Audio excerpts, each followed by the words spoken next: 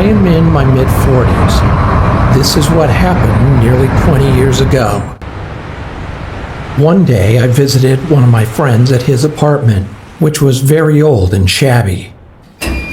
There was an entrance to an elevator in the center of the corridor. I can't remember well, but my friend lived in Unit 701 or 801 on the 7th or 8th floor. So looking at the apartment building from outside the main entrance, his house was on the far left end. One summer day, my friend said he was alone and didn't have any plans, so we called two of our friends and had a drinking party.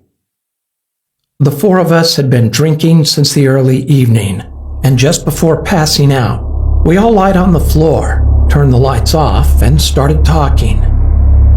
While talking to each other, a beam of street light entered through the window and was shining on the ceiling.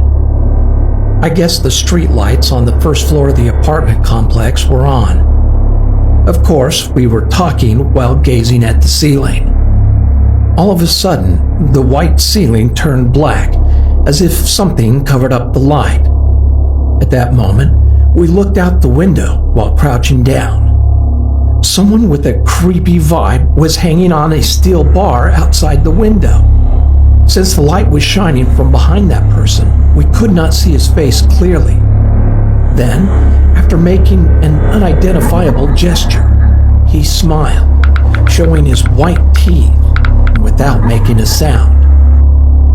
We were so shocked at that moment that we stopped talking and were frozen with silence.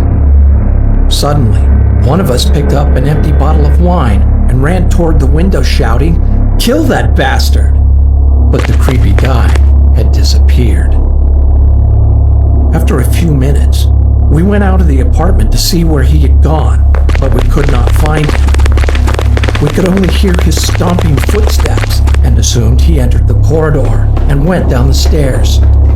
Going down the stairs is the only way that stomping sound could be made.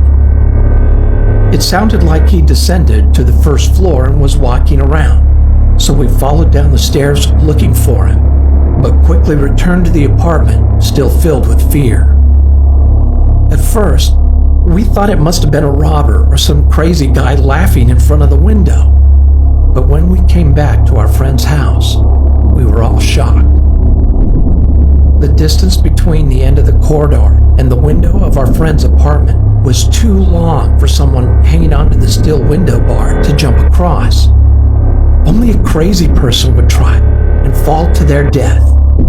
Ordinary people can't even hold on to the steel bar.